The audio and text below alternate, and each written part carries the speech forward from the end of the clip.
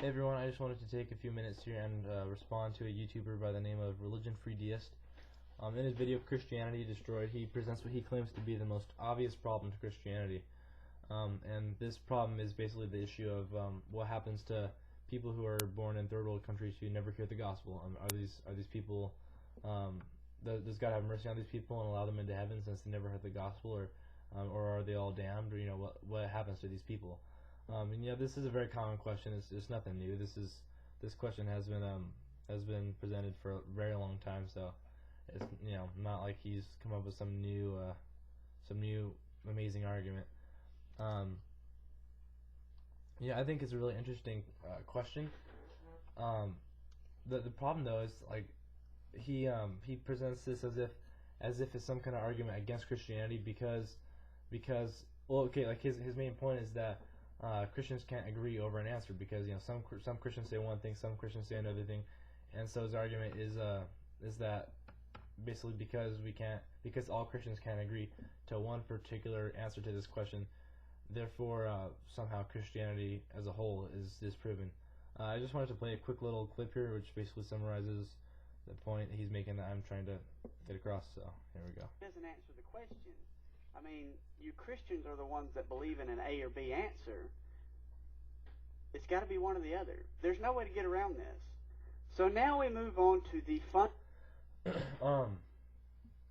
So basically he's saying, since Christians are always saying that that it's either an A or B answer, therefore we all need to come to some kind of consensus about this issue, which really is silly. So what he's asking is that all Christians agree to to every single little individual point of Christian doctrine. It seems to be what he's saying. Maybe I'm misunderstanding him.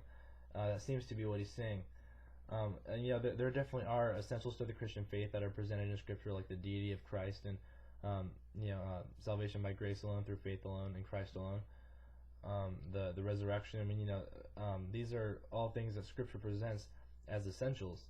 And those are things that all Christians do need to agree on. But there's other things that we can disagree about.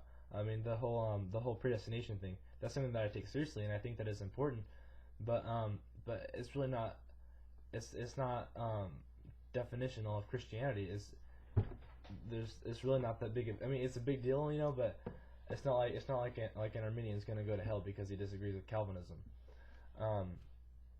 You can take eschatology, right?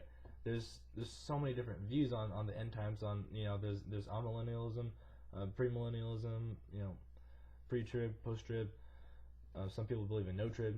There's mid-trib. There's all these different things, and it's fine because Scripture doesn't say that these things are essential to the Christian faith. It doesn't say that you need to believe the right things on these issues in order to be saved. And so we are. So we're given freedom to disagree about and to disagree with and like discuss these things.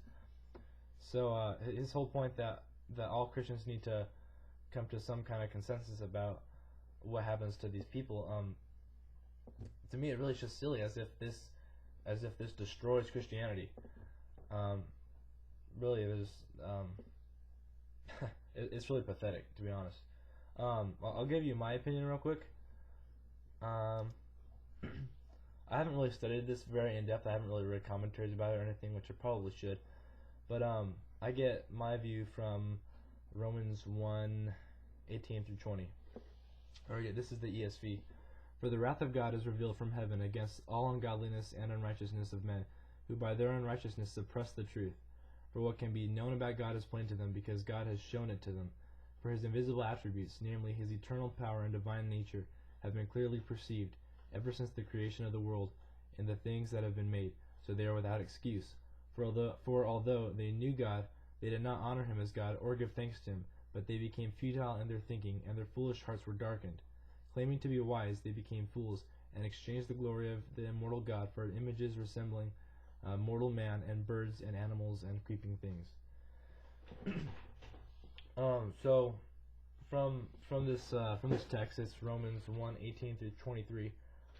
It seems to me Paul is saying that basically all people I mean, God has revealed Himself to all people. It's not like there's some people who just don't know about God, who God hasn't, revealed Himself to in some way or another. I mean, definitely some people receive more clear revelation than others. That's very true. But at the same time, this seems to be pretty clear. I mean, the extent to which God holds everybody accountable, I don't know. I don't know if He holds like some indigenous people to the same standards that He would hold me to. Again, that's something that I need to start studying, more in depthly, and I need to come to my conclusion on that. But again, like the fact that I don't know the answer to this doesn't destroy Christianity, because this isn't one of the essentials of Christianity. This isn't the basis of the Christian faith. Just because I don't know the answer to something, and just because all Christians don't agree about something, that doesn't destroy Christianity in any way, because the issue is Jesus.